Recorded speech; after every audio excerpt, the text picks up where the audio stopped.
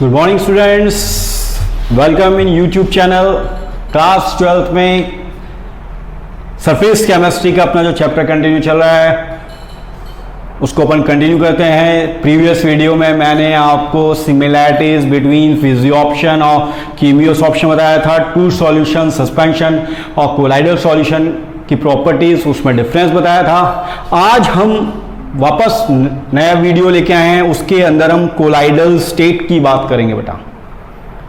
हाँ, ये आपके सब एकदम नए वर्ड है क्योंकि आपने कभी सुने नहीं बेटा, पर अच्छे पॉइंट्स हैं exam based. Colloidal state actually है क्या? एक साइंटिस्ट है बेटा जिनका नाम है ग्राहम। पूरा नाम देखें तो थॉमस ग्राहम।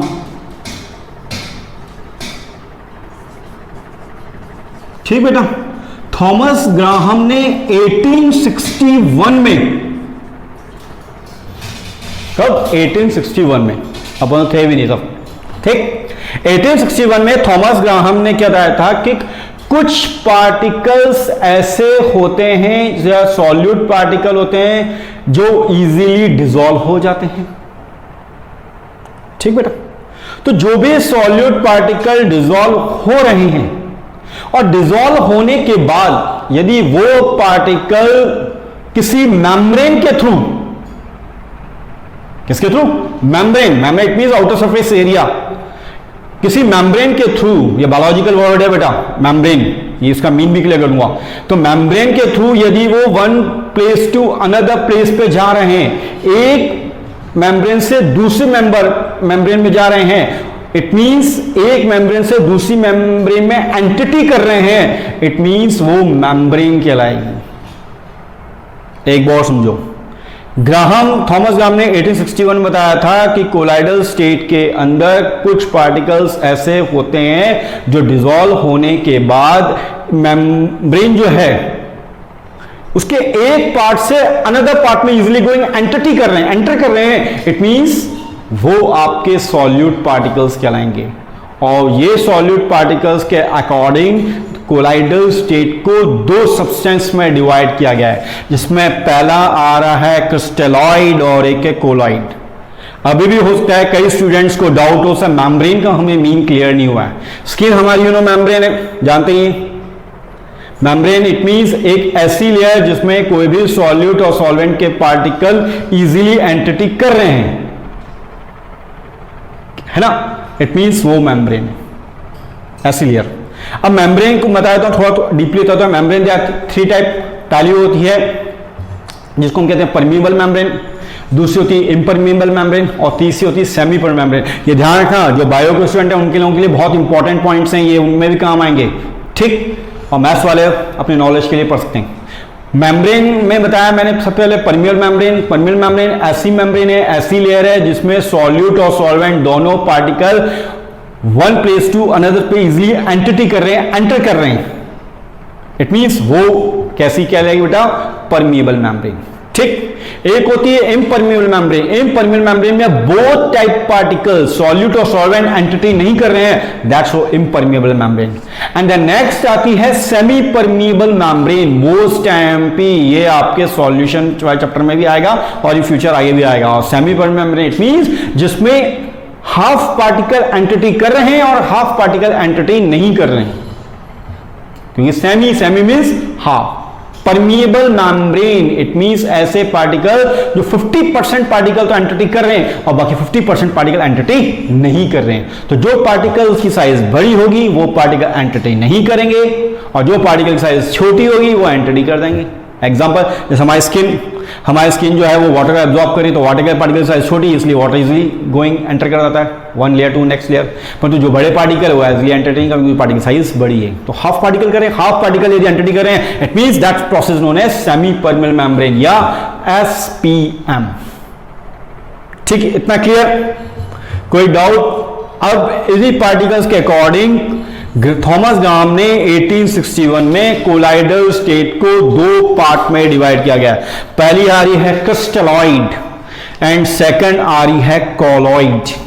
थोड़ा प्रोनाउंसिएशन भी ध्यान रखना, क्रिस्टलॉइड एंड कोलॉइड्स।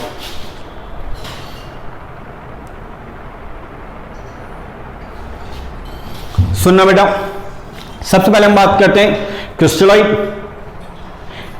ऐसे सब्सटेंस जो किसी सॉल्यूशन में प्रेजेंट है। सुनना मैं क्या बोलूंगा बेटा, ध्यान सुनना, इंपॉर्टेंट पॉइंट है। ऐसे सब्सटेंस जो किसी सॉल्यूशन में प्रेजेंट हैं और जो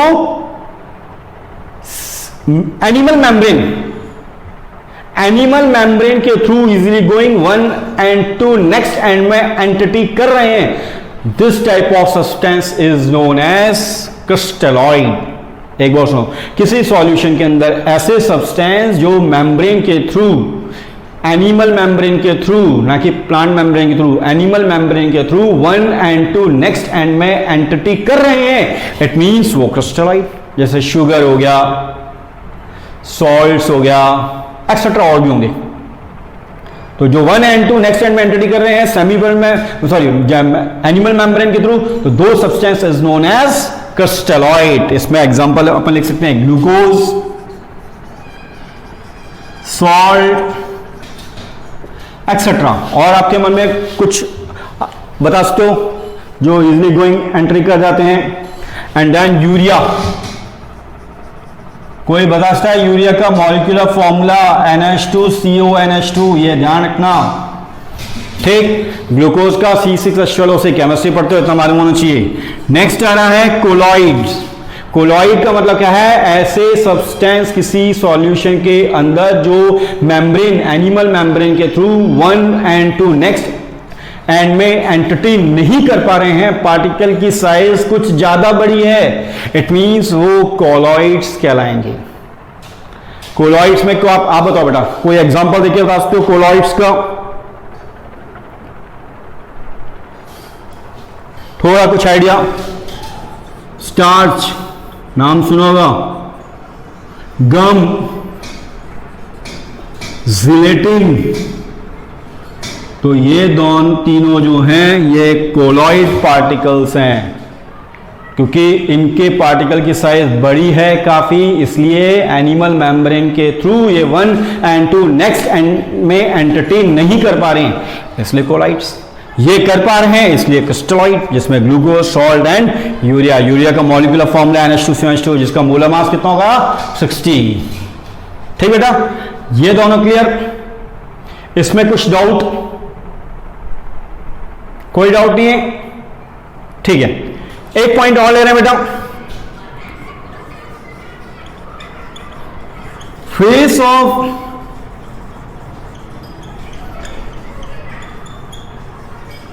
कोलॉइडल सॉल्यूशन। कोलॉइडल सॉल्यूशन की दो फेस होती हैं। फेस का मीन क्या है? सबसे पहले कोलॉइडल सॉल्यूशन में क्या होता है, आप में से कौन बताएगा, what is the size of colloidal particle, कितनी है? हाँ, वेरी गुड बेटा, बहुत अच्छा। 1 नैनोमीटर से 1000 नैनोमीटर के बीच में जो पार्टिकल की साइज होगी, दैट्स वो कोलाइडल पार्टिकल साइज है। और कोलाइडल पार्टिकल की साइज है, इट मींस वो कोलाइडल सॉल्यूशन क्रिएट करेगा। ठीक बेटा, जिसके अंदर दो फेस होती है। एक फेस होगी जिसको हम कहेंगे बेटा पहली डिस्पर्स्ड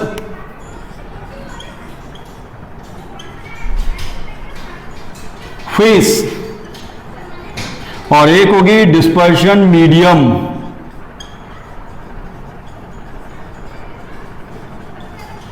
ये कहीं वर्ड नाम सुना है क्या?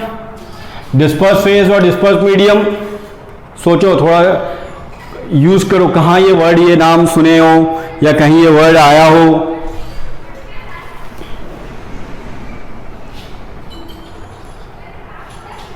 हाँ बेटा, कौन बताएगा?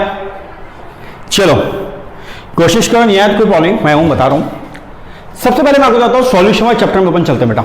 सॉल्यूशन वाले चैप्टर में मैंने आपको बोला था बेटा कि सॉल्यूशन के अंदर दो कंपोनेंट होते हैं, बताया था ना? ठीक बेटा, एक होता है सॉल्यूट और एक होता है सॉल्वेंट। जो कम अमाउंट में होगा, स्मॉलर अमाउंट में होगा, इट मींस वो सॉल्यूट, और जो मोर अमाउंट में, ज्यादा अमाउंट में होगा, इट मींस वो किसको डिपेंड करेगा बेटा? सॉल्वेंट को डिपेंड करेगा। तो एक सॉल्यूट और एक सॉल्वेंट। जिसका कम प्रोपोर्शन होगा, स्मॉल प्रोपोर्शन होगा सॉल्यूट, जिसका ज्यादा प्रोपोर्शन होगा, लार्ज प्रोपोर्शन होगा, एक्सेस प्रोपोर्शन होगा, दैट्स वो सॉल्वेंट। तो यहां भी यही बात हो रही है बेटा कि किसी भी कोलाइडल सॉल्यूशन के अंदर दो फेज इंक्लूड की गई है, एक आ रही है डिस्पर्स फेज तो एक आ रही है डिस्पर्शन मीडियम। सबसे पहले हम बात करते हैं डिस्पर्स फेज की। Disperse phase it is the component, it is the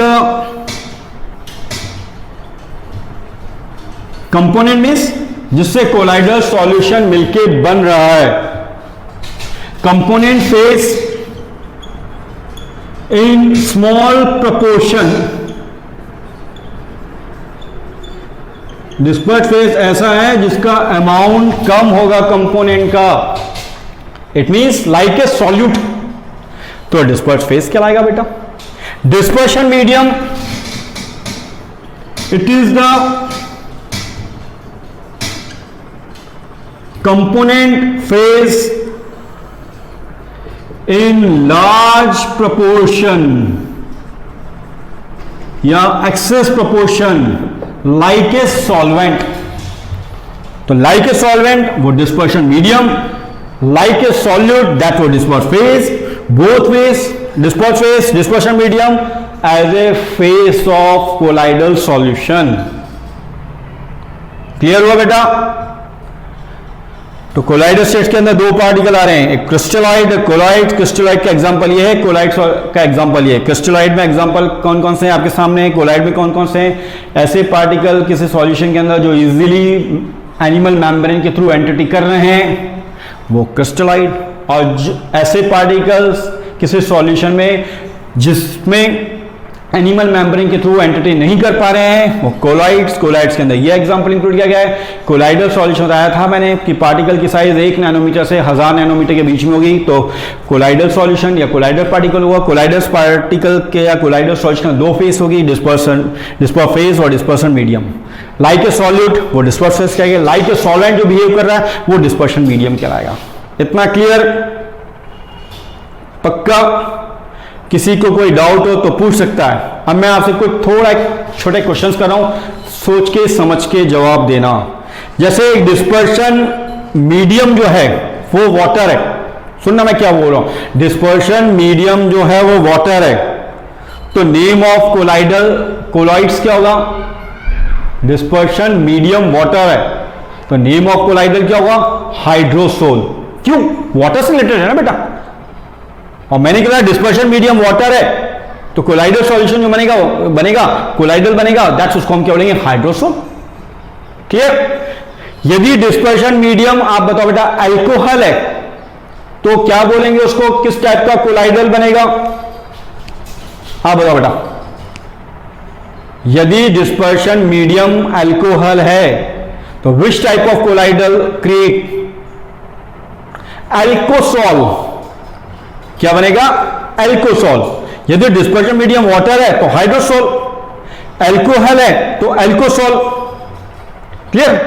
तीसरा आप बताओ, यदि बेंजीन है डिस्पर्शन मीडियम तो बेंजोसॉल। मतलब जो आपका मीडियम है उसके अकॉर्डिंग ही आपका क्या बनेगा? कोलॉइडल बनेगा। जैसे वाटर था तो हाइड्रोसोल बन गया, अल्कोहल था तो अल्कोसोल बन गया, बेंजीन है तो बेंजोसोल बन गया, और एयर है तो एरोसोल बनेगा।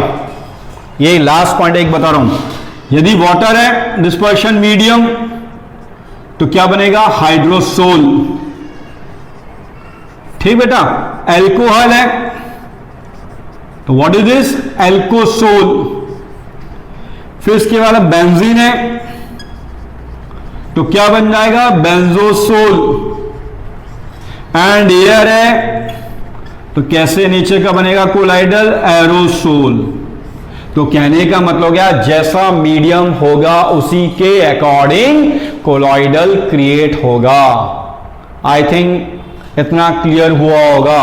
तो इस वीडियो को वॉच कीजिए, शेयर कीजिए, सब्सक्राइब कीजिए, और फिर पोलैरिटी को सिर्फ कमेंट करके आप बताओ कि आपको वीडियो कैसा लगा है, और जो भी डाउट हो तो कमेंट बॉक्स में कर सकते हो बेटा।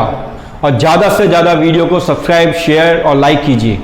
और जितना सब्सक्राइब करोगे तो आपको न्यू लेटेस्ट जो वीडियो होंगी मेरी वो आपको प्रोवाइड हो जाएंगी। और एक पोलाइटली रिक्वेस्ट है कि इसके नोट्स आप सेल्फ बनाते जाओ, अदरवाइज नहीं तो आपको एग्जाम बेस में एग्जाम टाइम प्रॉब्लम क्रिएट ना हो। ठीक, किसी को डाउट? ठीक है ना, थैंक यू।